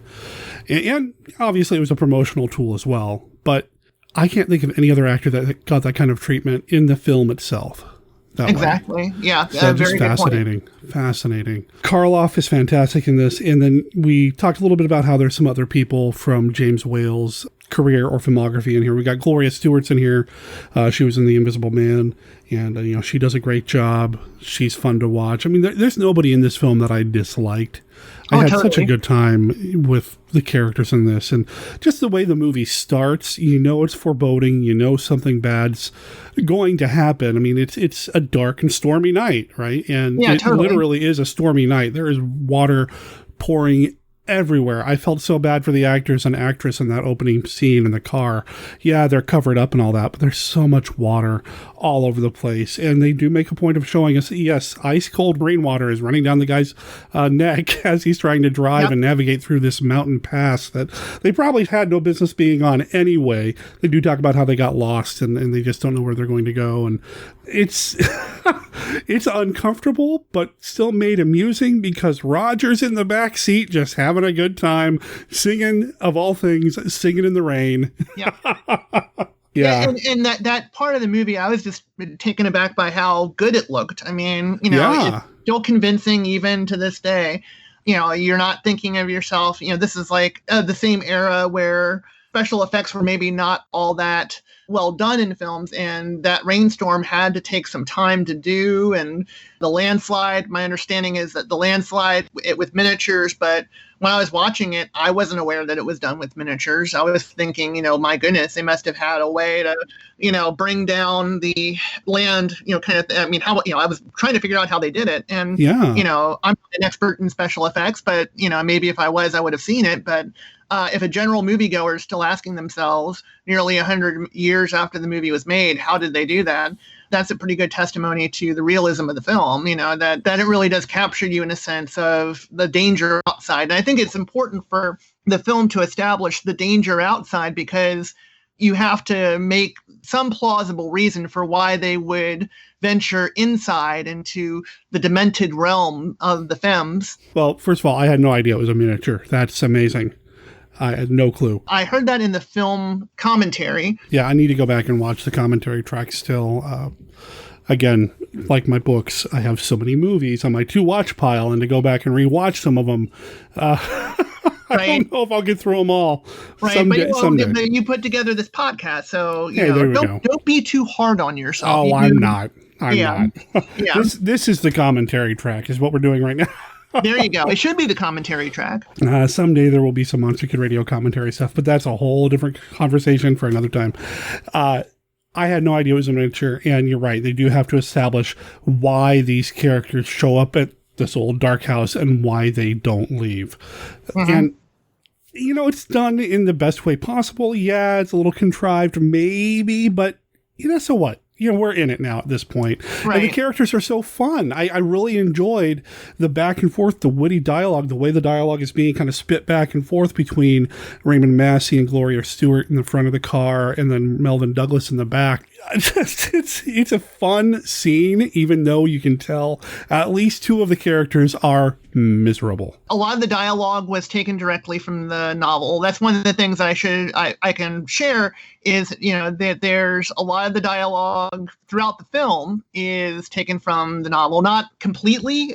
There are some flourishes where the script goes into a different direction, but a lot of that opening dialogue is straight from the novel, and I think it works, and I think the actors work. I mean, I think that these performances are really solid, and like you said, there is that tension between the married couple and then their friend, in the back, kind of doing his devil-may-care sort of attitude. Sets up an interesting dynamic because already you have, two characters in conflict, and then you have like this third wheel kind of character who's not completely a third wheel, but he is kind of an outsider to their relationship to some degree. And it sets up an interesting dynamic from the start because you have tension. So it's the middle of the night. There's landslides. There's a house up ahead. Let's knock on the door and see if they'll give him shelter. And that's when we see Karloff for the first time. And like I said, Kenny talked about it earlier. When I first saw Karloff in this, I mean, he's creepy looking, man. Yeah, and creepy sounding. Yeah, the first time I saw this, I did not know that character was going to be speechless, dumb, as they say.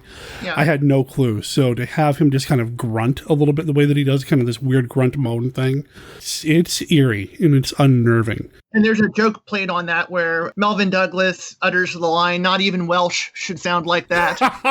Yes. And so you have like this typical kind of James Whale maneuver where we have this, kind of creepy moment immediately with like this sarcasm put on it like icing on a cake. And it's pretty cool. The little jokes, the little digs here and there, the little zingers, they're subtle. They happen without a lot of fanfare. Right. So they happen, and then it might take you a second to catch up to them. There's another comment later that was made, and I'm assuming this is intentional, and we'll get to it. We'll get to it. Remind me to come back to something about getting wet out in the rain. Yeah, there was a possible innuendo there that I thought could just a little bit. Yeah. Knowing what I know of James Whale, I would not be surprised if that was intentional. Right. And slid right under the radar. Anyway, we don't just meet Karloff. We also meet Ernest Thesiger, who is somebody that I don't know enough about. I really wish I knew more about him.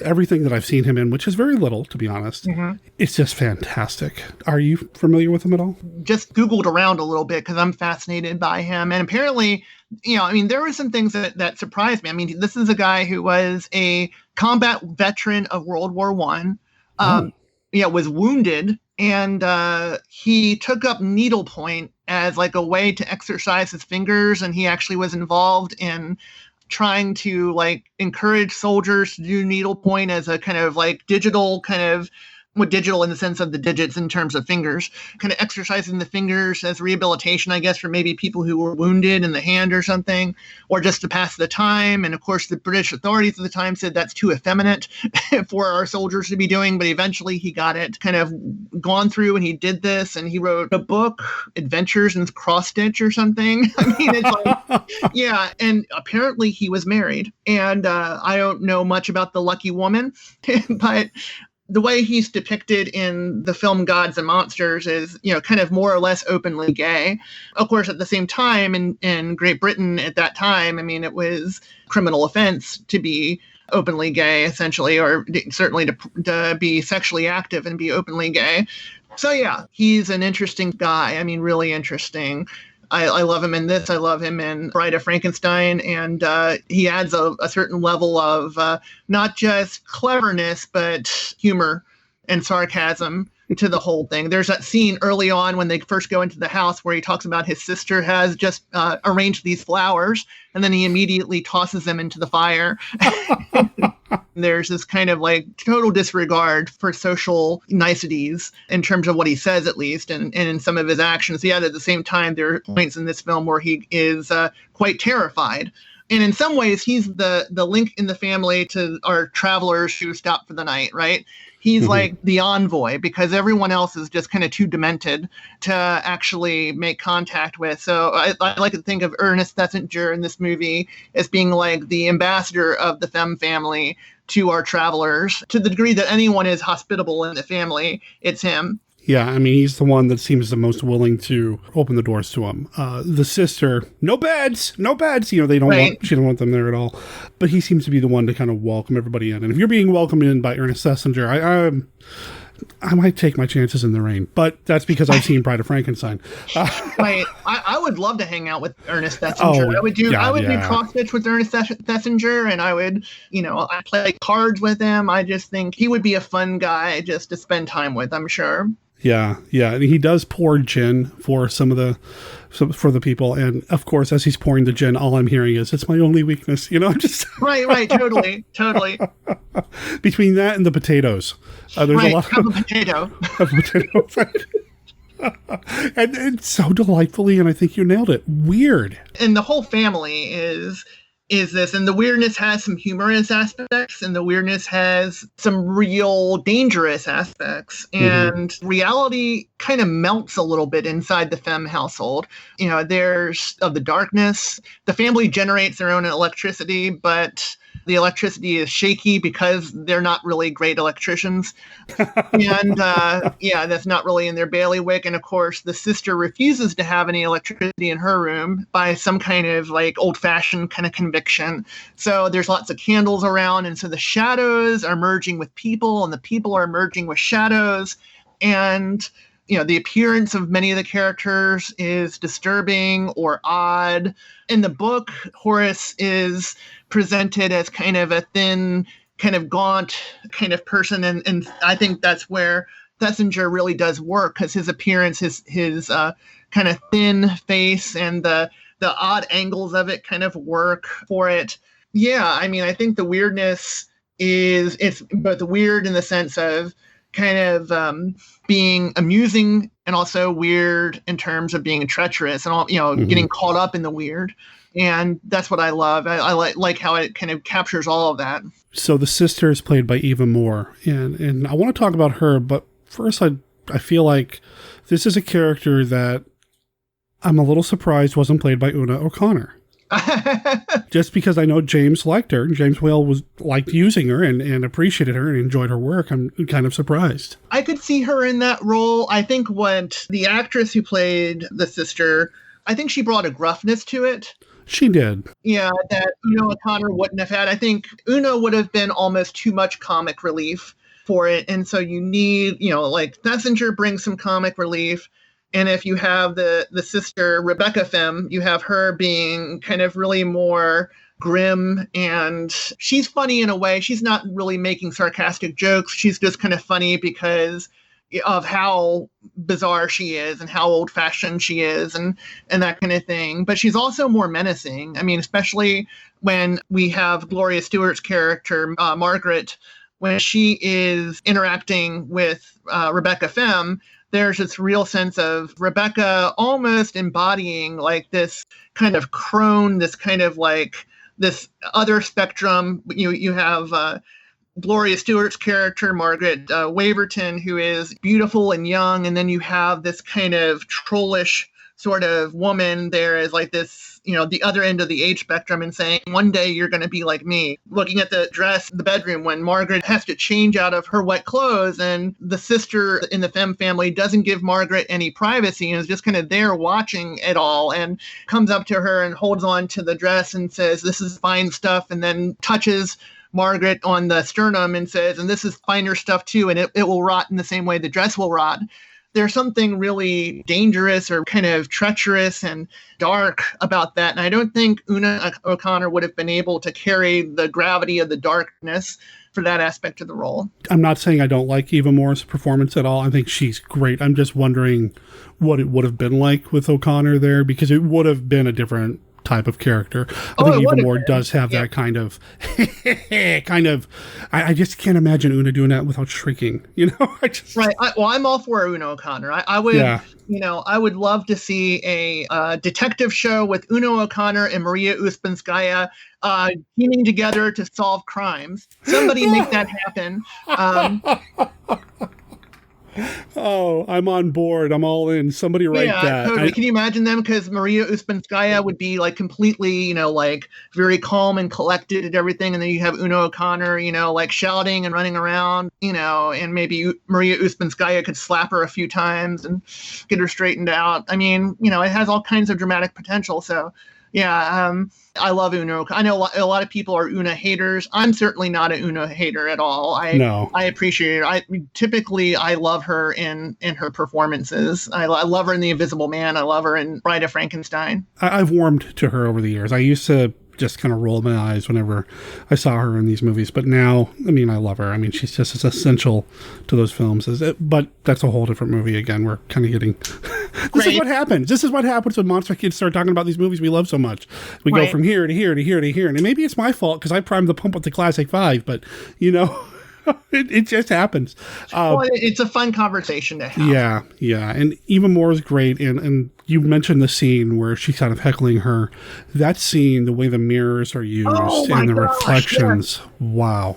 Yeah, that was one of the first things, because that is not at all mentioned in the novel. So that is straight James Whale. And it is just remarkable. So Margaret and Rebecca are in Rebecca's room, and Margaret is trying to change her clothes, and Rebecca isn't really leaving her alone or giving her any privacy. And you see this distorted image, a series of distorted images in the mirror. And I guess the implication is that maybe through age or something, the mirror has become warped. Mm-hmm. And so as a result, it's like this funhouse mirror kind of image.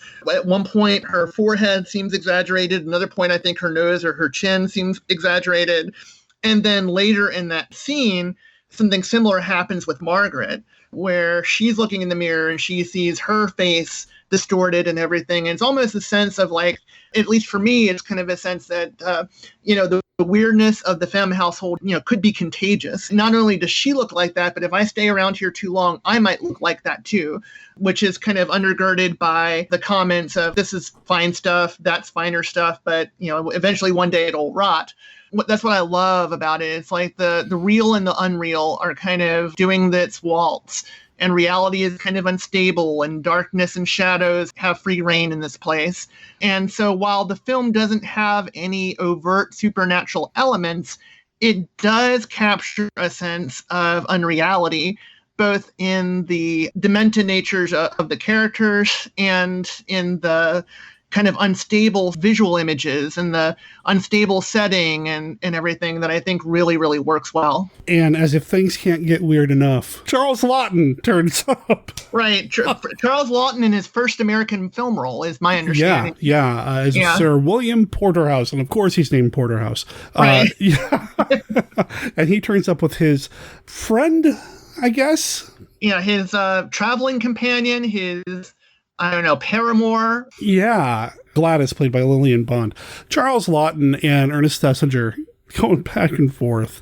Those two personalities in this film, I could have watched 90 minutes of that. Oh, yeah. Laughton is playing, well, what they're both doing is playing a bit larger than life, both a bit exaggerated, and Laughton is kind of, at least initially, a bit bombastic, a bit, kind of like he walks into there and he's used to kind of running things. So he's not intimidated at all by the Femme family, at least early on.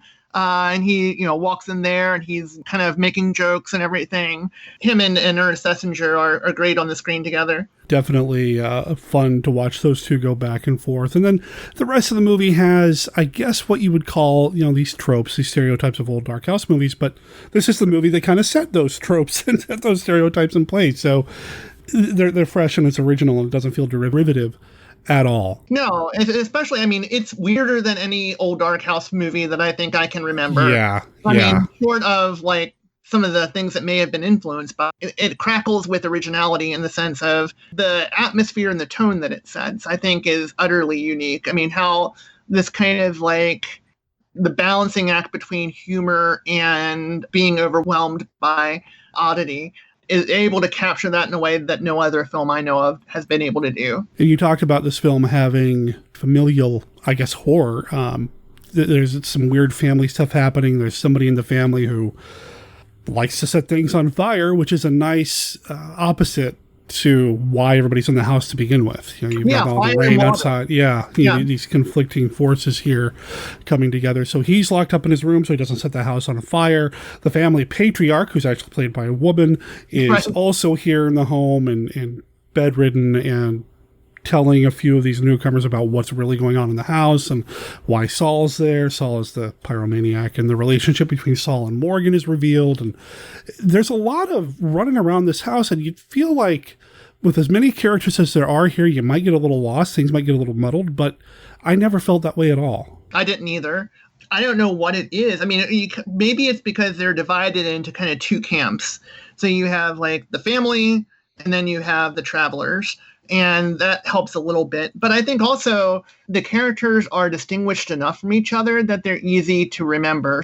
Penderell, played by Melvin Douglas, is a certain type of character, and he doesn't really share many other characteristics with other characters, right? So he's not just like a clone of Charles Laughton's character or Raymond Massey's character. So they're distinguished enough that we're able to appreciate the differences.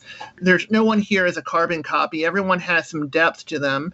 And I think that it goes back to the source material, but also to James Whale's direction, because it would have been very easy. I can think of, like, especially in a modern studio, someone saying, well, there's too many characters, let's combine these two characters into one character or something like that. I mean, I can imagine all kinds of studio meddling that could have happened to make this simpler and less strange.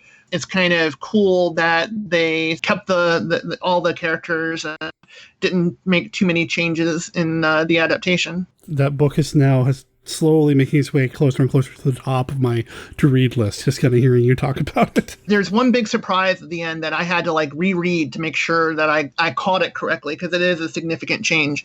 But yeah, overall, I mean, so much of this is coming from the source material. Of course, the source material doesn't have the visuals attached to it, nor the actors attached to it. You know, someone has to make that vision real in 3 dimensions.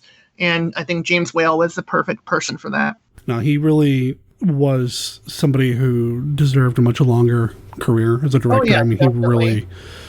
he was good. He was really, and his fingerprints are all over this. And I've talked about this here on the show before. I love Frankenstein.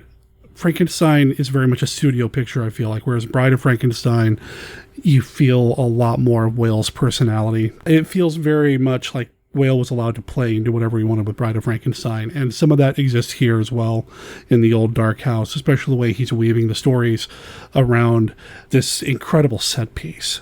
This house is gorgeous.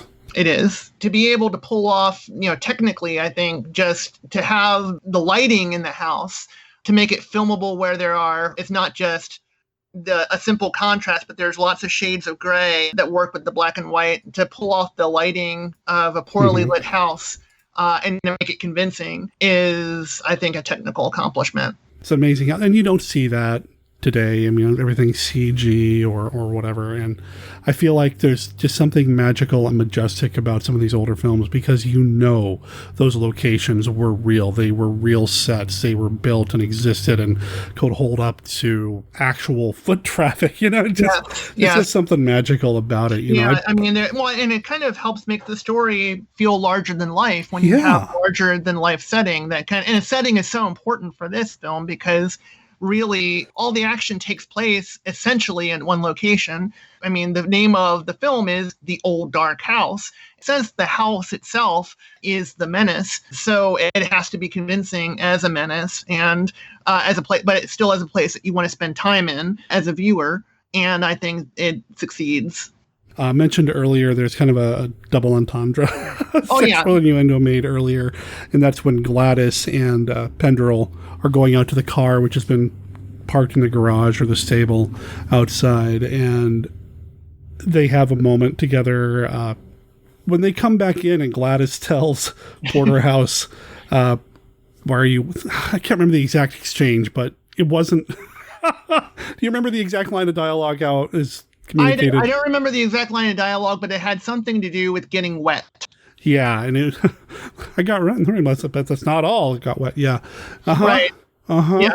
Yeah. I was a little shocked at how quick they fell in love, but you know what? It's a movie. You got to do something. I don't know.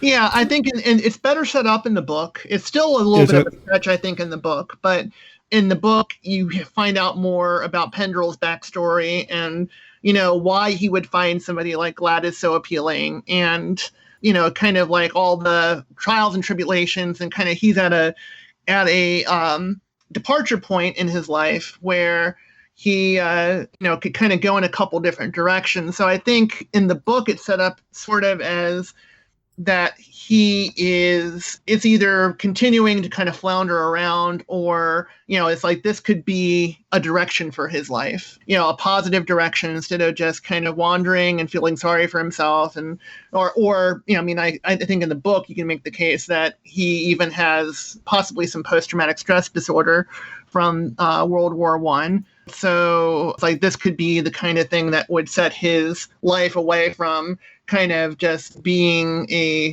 kind of unrooted and that sort of thing, to actually kind of settling down and building something with his life. I think it's interesting that Whale adapted this book because, of course, Whale had a history in World War I, and so did Ernest Thesiger. So you have the story having something to do with the aftermath of World War I. Of course, Whale also put some more whimsical aspect on it, too. So, yeah, I agree that in the film, it is a bit of a rush, and it does sort of not necessarily seem credible. And also the other thing is when, Sir William Porterhouse is so forgiving of the fact that his, paramour, or however we want to put it, has fallen in love with Pendrell. He's just very like, okay, I don't care. It's like, I say, dude, this guy just stole your girl, like out in the barn, and he's just kind of pretty philosophical about it. So yeah, that's another thing that was a little bit hard to swallow, but you're so wrapped up into the movie that you don't really question it too much. Yeah, at this point, everything in the movie is just a little off anyway, off kilter anyway. So just one more thing, right? No big deal. Just accept it, move on. Overall, I love the film. Oh, I did too. I don't know if we want to get too far, and I've had people comment that they don't mind spoilers, but I don't want to get too far into ultimately what happens at the end or anything like that, because I feel like this is one that hasn't been watched by very many people, or at least as many people as, say, like Frankenstein or Dracula and the others. But this is right up there. When I think 30s horror, this is there. And it's got all the hallmarks of a big Universal production as well. It's a Universal film, for people who didn't know. And I was a little surprised the first time I saw this that it was a Universal production. I had no idea. The vintage of Universal films where they had the little airplane going around the globe at the beginning, and it's like, that's really cool. That's awesome. Yeah. And I think part of it is apparently, from what I understand, the film did very poorly in the United States when it was first released, and so it never kind of got the same energy behind it in the public imagination that other, like Frankenstein and Dracula and this sort of thing got. And I think also, to some degree, it's a bit of a niche film just because it doesn't have one big bad. I mean, you could say that Morgan's the big bad, but then it's revealed that there's another big bad involved. Dracula, one villain. Frankenstein, well, you could debate which one is the villain. You could say Dr. Frankenstein is the villain and that the creature is a victim. And here we don't have one single villain. We have basically hereditary madness is the villain in almost the same kind of way as Spider Baby, where it's hereditary madness. And Spider Baby is kind of a fringe film. It's not, it doesn't capture a popular audience. And I think this is kind of the same kind of thing where it was just, I think, a bit weirder. Bride of Frankenstein had the Frankenstein monster there as like a drawing appeal for people, and like other people could get like the weirdness of it and really enjoy it and that kind of thing, and maybe some of the innuendo and whatnot. But here there wasn't the drawing power, one of the big five monsters. It reminds me a lot of the Addams Family. It reminds me a lot of Rocky Horror Picture Show. These kinds of things that are really more niche appeal, not necessarily a mass market appeal, but are really geared towards weird folks like myself. And that's why I really enjoy it. It's definitely a movie for monster kids. Yes. Definitely is. It's something that's, even though it's weird and odd, and there's some truly frightening moments here and unsettling moments, it's still a comfort to watch. Well, you have Karloff, Yeah. I think for folks who haven't seen it, it's going to be a real treat. And I just can't say enough good things about it. Agreed. It's definitely a solid film. Highly recommended. It's available on Blu-ray right now. And I didn't know that. Yeah, the blue, it just looks gorgeous as well. And maybe this is, again, we go all the way back to Curtis Harrington's efforts to get this re-released or put back into the public. It's been treated very well, in the restoration of the film. So highly recommend people see this. It looks gorgeous. The cinematography is amazing. I had no idea there were miniature shots in it, so that speaks to the quality of the miniature shots. The acting, top notch. I don't remember there being much music in this. Do you? I don't either. I think maybe a little bit. Yeah. But I can't really remember that either. I think there is at the very beginning, like when it was first comes up. And then maybe as they're like entering the house, but I don't remember a whole lot of music. Yeah, as far as like an original score or whatever, this is still the 30s. There wasn't a lot of original music in Dracula or Frankenstein either, and that's fine. I don't remember that, and that's something that I normally pay attention to. It's one of those things that I'm always aware of, and I didn't even notice that there wasn't any in this. Wow. So again, that speaks to the quality of the film. Yeah, definitely. Outside of Singing in the Rain, of course. Yeah. Which I had no idea the first time I saw this. I had no idea that song existed before the film. So, yeah, I had no idea at that point. But then I was not really into classic films at the time either the first time I saw this. So, cool. This is something that people need to see. And when you're done watching it, go read some of Nicole's books. See how I did that? Nice little segue there. I appreciate it. Yeah. So what's the most recent work of yours out there right now? Oh, the most recent is a novella called The Half Freaks. And speaking of odd, very odd little novella. Also, my novel, A Sick Gray Laugh. Those are a couple of new ones. Check the stuff out, especially if you like stuff that's kind of weird, off-kilter, strange, bizarre, unusual, twisted, etc. But I'm mostly here just as a monster kid to kind of say I love Monster Kid Radio, and I love the Old Dark House. And I look forward to that detective show with Maria Uspanskaya and O'Connor solving crimes. The online home of Nicole Cushing is called Litgressive.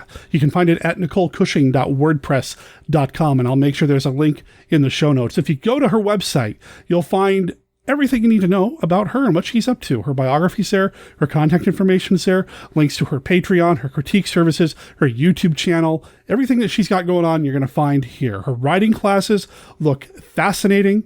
So go check out our website, support those who support Monster Kid Radio. Nicole, it was a blast chatting with you.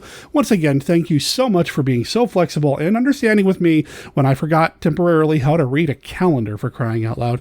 And listeners, I hope you couldn't tell, but we actually even had some tech difficulties in this recording. I had to reboot everything in mid-conversation. Hopefully it didn't sound like it, though. And I take full responsibility for anything that you might have noticed. Nicole, you're awesome. Thanks so much. There's never been a pattern to these Pacific vanishings. They seem to happen at random. Communication stopped. The crew's too busy to handle it to report. Handle what? Something that can catch up with the plane and snatch the people out of it. The Navy versus the Night Monsters. Starring Mamie Van Doren, who triggered earthly emotions in the midst of unearthly events. Anthony Isley, fighting fiendish, crawling things.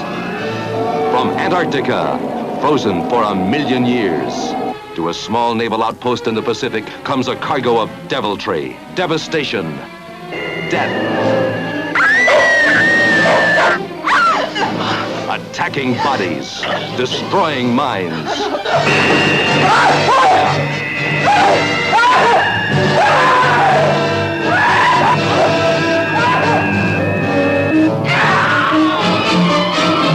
Chilling terror in a desperate, endless fight against a nameless horror.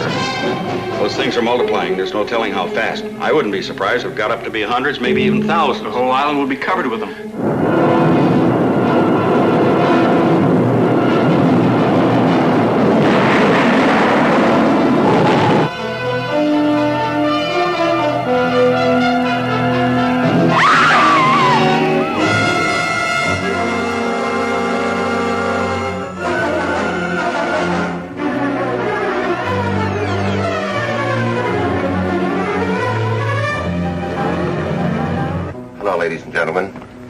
Richard Carlson.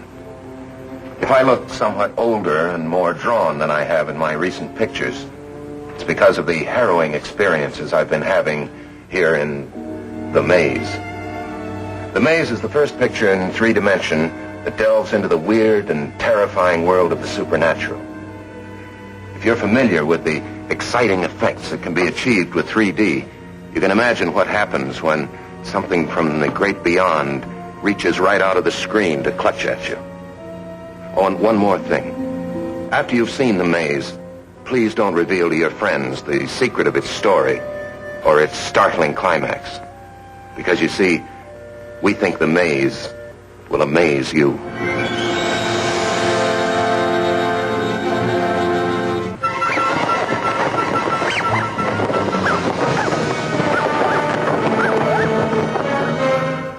Fearful secret was hidden from the world for 200 years.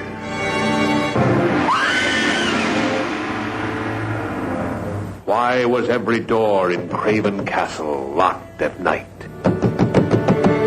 I went to your room and I saw something. Something horrible. It was the most horrible thing I've ever seen. It was your imagination. It was something alive. I saw it move. The terrifying story that startled the world comes to the screen in 3 dimensions.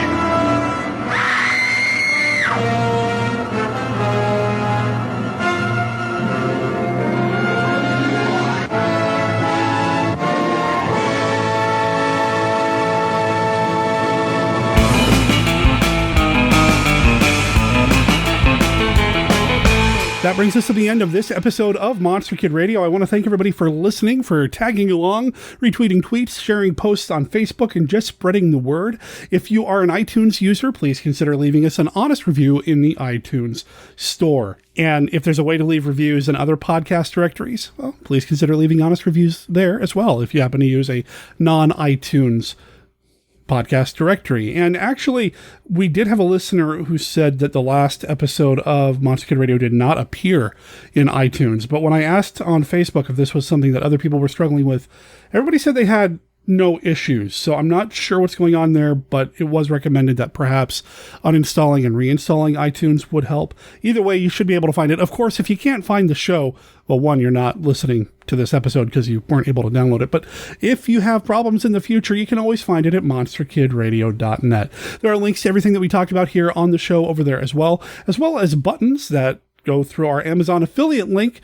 If you want to buy anything from Nicole or the movie we talked about, or even the benighted novel, basically anything that we talk about here on the show, you can buy through Amazon. And by doing so, we get a little bit of kickback because we're an Amazon affiliate. And every little bit helps to keep the lights on around here, especially these days. What's coming up next week on Monster Kid Radio? You know, I've got a couple of things in the works. I'm not really sure. And I hate to leave you guys and gals hanging, but you're just going to have to pay attention to monsterkidradio.net for when I do announce what's coming up next week. Between now and then, remember that Monster Kid Radio is a registered service mark of Monster Kid Radio LLC. All original content of Monster Kid Radio by Monster Kid Radio LLC is licensed under a Creative Commons Attribution, Non-Commercial, No Derivatives 3.0 unported license. Of course, that doesn't apply to the song Toro Star. That belongs to Elvino and the Dwells. It's from their self-titled album, Elvino and the Dwells, and you can find them at elvinoandthedwells.bandcamp.com to pick up their digital album. $7. 6 really cool tracks, including Toro Star, which you're going to hear in a second because that's when they gave us permission to play here on the show. My name's Derek M. Cook. I'll talk to everybody next week. Ciao.